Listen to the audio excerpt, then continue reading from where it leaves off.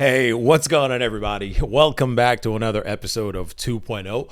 I'm your boy 2.0. Thanks for tuning in, for watching another episode. I'm happy to be back on your screen. It's a pleasure to be connecting with you today. I just want to take a minute to invite you to go ahead and hit the subscribe button if you have not had the opportunity to subscribe and become part of the 2.0 family. Go ahead and do that right now.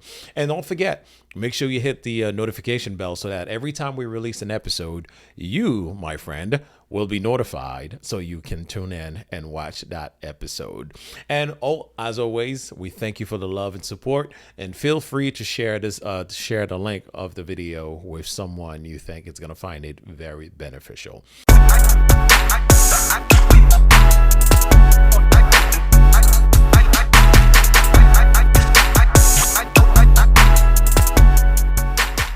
So tonight I am back with another interview. So as you know, the month of June is Men's Mental Health Awareness Month. So I did a nice interview with our dear friend Eddie Lopez and also Danielle Wright, who's a therapist. If you have not had the opportunity to watch it, go ahead and watch it now. Actually, that episode is called Scrambled Eggs. So I'm telling you, you're going to enjoy it. Go ahead and watch it now and then come back and watch this part. But I am excited to bring a conversation to you today because I did the 2.0 on the road again. I did that again. If you remember, I did that a couple of months ago where I hit the street. I actually was at the mall and I ended up interviewing someone at the mall. So this past Sunday, I decided I was going to hit the street again. So I had a conversation with a great gentleman. His name is Darnell. So I am happy to bring this conversation to you.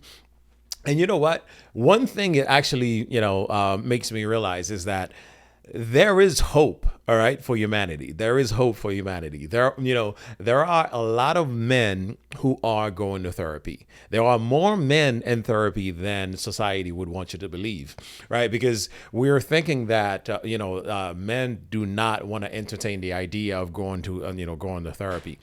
You know what? I can admit there is some truth to that, but I think there is a shift that is happening right now because men are starting to wake up. Men are starting to realize the benefit of going to therapy, the benefit of talking to someone, because it's only gonna improve their lives. It's only gonna improve our lives and make us better. So there is a movement that is happening right now. There is a shift. There is a movement that is happening right now where we're seeing men are attending therapy because they realize the importance of going to therapy. And you know what? This is only going to improve society, right? Now we are building better men. We're building better fathers. We're building better husbands. We are building better individuals, who are going to be contributing to society. So I am happy to see this movement happening. I'm over the moon to see it happening. So, it's great. So, so we had this conversation with Darnell. It was very inspiring. It was very encouraging to listen to him and talk about what he's going through and his experience and the fact that he's also in therapy himself. So without further ado, let's go right into the interview, and then I'll come back and close the show. Donnell. All right, JR. So Donnell, I don't know if you knew the month of June is Mental Health Awareness Month. No, I did not know that. Cool. Yeah. You know what? It's. I guess they realize that men has been going through a lot of traumatic things. Yes. And I guess they figured that they will select a month out of the year for to highlight the importance. Right. Exactly. To highlight the importance of mental health for men. So wanted to ask you, do you remember like a time where you struggled with something mentally? Yeah. A few times. Just life in general, worry, stress of, just having to be the man of the household, stuff like that, and, sometimes the weight of that can be, sometimes you need a little break and sometimes you can't get that break. So as a man, yes, it does. Sometimes it can get a little stressful. Right, the pressure of having to provide and maintaining everything. So do you feel like there's someone that you can talk to when you feel like, when that's happening? Actually, I just recently got into therapy. So, oh, really? Yeah. So, and it took me a very long time because I was one of the guys, I don't need no therapy, but I just recently got into it. But that's now at this point in my life, that's who I go talk to, and it actually is easier. So I would Gotcha. advise anybody who really have any mental health issues, or you just need somebody to talk to, get a therapist, because it really does help. So I'm curious, what triggered that interest to get into therapy?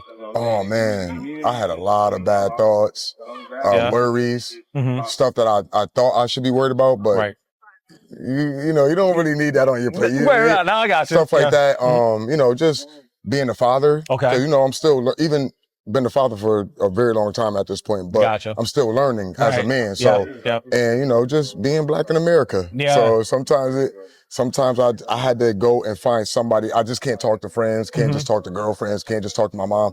I need somebody who's on the outside that has a professional view of things and that can tell me directly what's the problem down to the root. So that's what made me get into therapy. Got you. You mentioned you're a father. How many kids you got?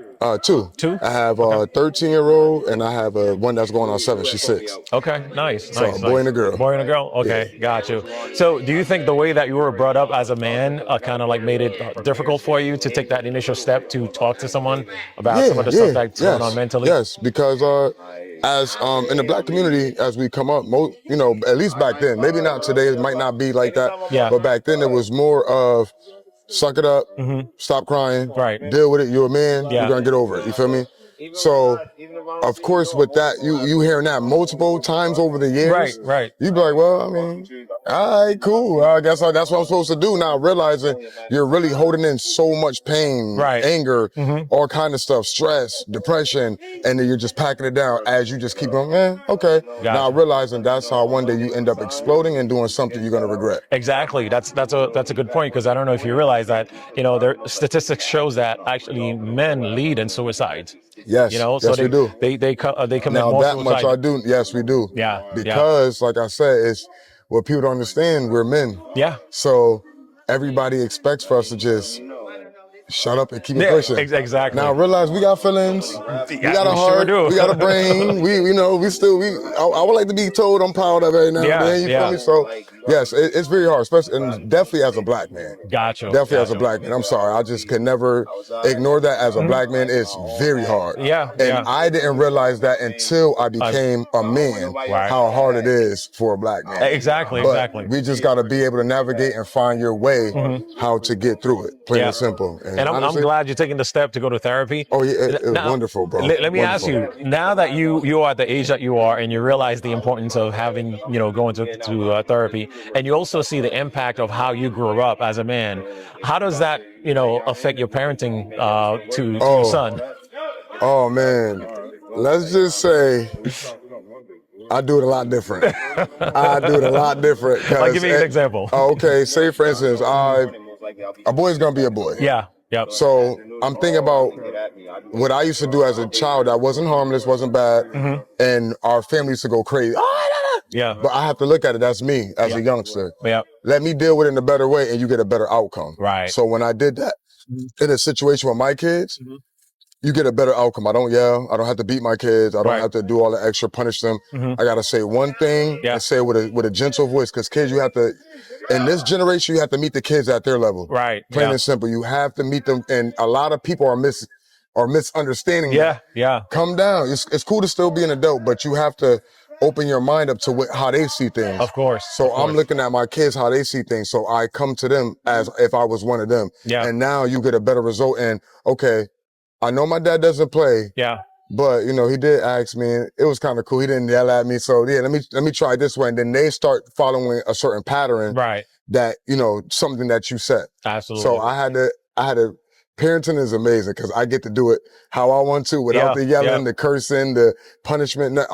Have a sit down, let them know the consequences. I always let them know the good and the bad. Right. Okay, this is the good outcome. I mean, you can do that.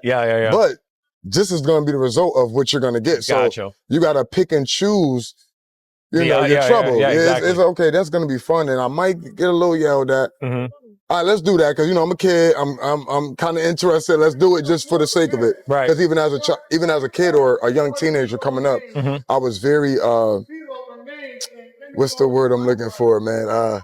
Very interested in trying and seeing and doing everything that I seen that my adults before me did, older cousins, big uncles and stuff like that. So I'm like, let me test it until you jump in the fire and realize, Right. whoa, I'm burning up. This is fire. Let me step back and now realize it might not be for you. So, Correct. but the way I parent is I do the opposite of how I was raised. Nice. Off. Nice. So it works out perfectly. Yeah. I'm not telling everybody to do that because it might not work for everybody. I got you. But as a dad, I just have a certain look and a certain tone. And you know, as a dad, you got to. I just look at you one time.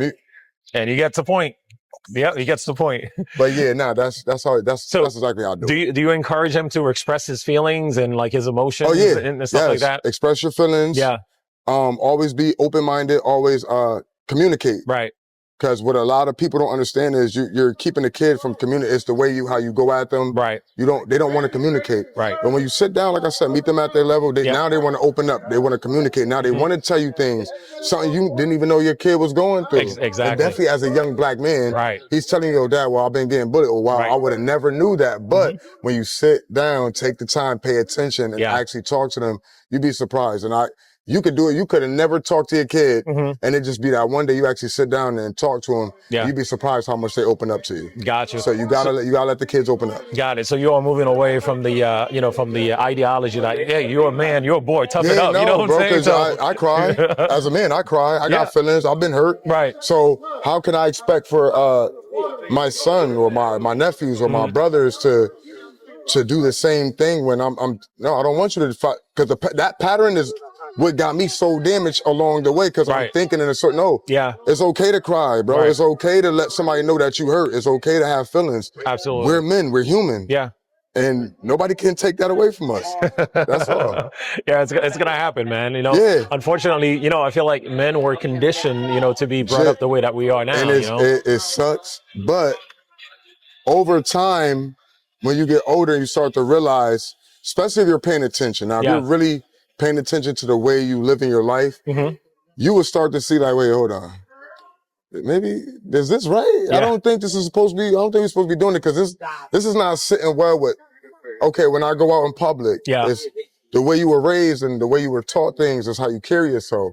So you carry yourself in a certain manner when I got to be a little bit more professionalism. I got to have more profession. Let me do it this way. So I had to teach myself those type of steps as a black man. That was a little hard, but I got over it and I had to figure it out. It wasn't the easiest because, like I said, coming up the way we come up as black men, we were taught a certain thing. So I had to jump out of that box to jump into you're in the box, but when you get out the box, it's like, whoa. Okay, how I'm gonna navigate all this. So I had to figure all that out, and it was amazing. And now that I got the help to, to really navigate, now I understand everything a lot better. It's helping with my parents and actually all that. So I can't complain. And I would advise anybody, if you're out there, please get some help. Talk to somebody. Don't just do drugs. Don't just drink alcohol.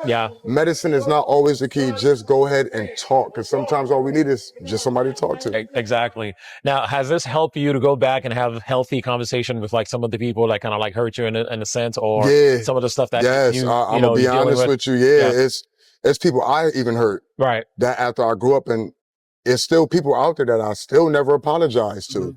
You feel me? But when the time comes, I am ready for that conversation. I'm ready to be a grown man and I'm ready to let you know how wrong I was. So now the conversations with my mother, my dad, my aunts it's so much cleaner, so much, like they looking at me like, I knew you had it in you, but thank you for getting it done. Thank you. And I appreciate it. So now, and it helps. The relationships I'm building now are even better. And it helps me in the professional when I'm at work. I'm doing business, so I'm talking to the bosses or the big time executives and stuff. It really helps out with that because now my mentality is a lot more smoother, calmer, humble. Sometimes it's not always good to react to everything because that's where, as black men, we had the mentality where you say something, I'm gonna go off. You feel me? But we have to, everything, you don't need a reaction for everything. Gotcha. Sometimes you gotta let God do what he does best, and that's work.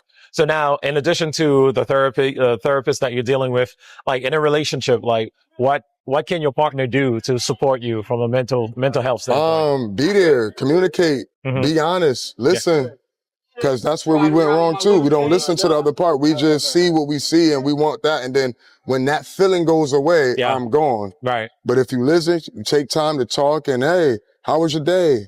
Simple gesture, just how was your day? You know, everything is going good at work, or how was your day with the kids? You know, or just, hey, you want to go get a haircut? It's on me. Just that right there, that helps out everything, and it minimizes the arguments and minimizes everything. So definitely, yeah, me personally, like a little bit of self-care. Yeah, you got. Oh, and definitely as black men, bro, self-care. Gotta do some self-care, because sometimes you need that balance in life where you have peace. Yeah, we need, even if it's 5-10 minutes out the day where you get that peace. That little bit of peace could really change how you think in life. What are some of the things that you do for self-care? Oh, I do fasting. Okay. I go for walks. Okay. I might play the video game. You know what I'm saying? Get on real quick, play the video game. Yeah. I'm trying to slow down with weed, but I smoke a little bit of weed. Okay. And movies. I'm a movie buff, action movies. So gangster movie flicks, all that. Yeah. Once I get in that, I'm going all day. Don't bother me. Leave me alone. Everybody got their money, the rent paid. You got the food. I done gave you money for that. This is my time. Yeah, you know? leave me alone.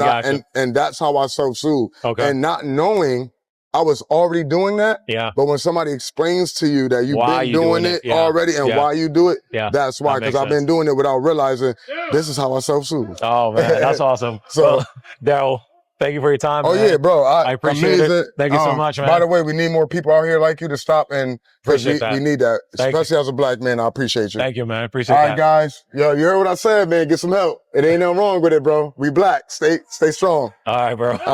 Thanks again. Well, ladies and gentlemen, as you can see and as you can hear for yourself, I told you already, things are changing, and I'm excited about the shift. I'm excited about the movement that is happening right now because, again, we are building better men. We are creating better men, better fathers, better parent, better mate, better husbands, better partners. I'm telling you, it's a movement that is happening, and I'm excited about it. I hope you enjoyed the interview with Darnell. Again, thanks for tuning in to 2.0 week after week, and especially this month.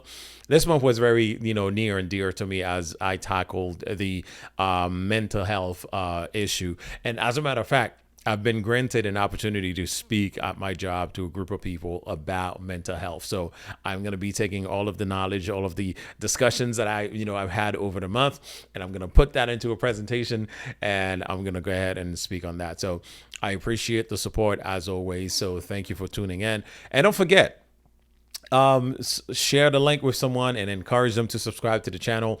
And then if you want to be part of the show, just let me know. Just reach out to me, DM me, and let me know, and we'll get you on the show and have an interview with you. So as always, I can't say this enough. Listen, live every day as if it is your last day, because one day it will be. I'm JR. Thanks for watching 2.0. I'll see you next time.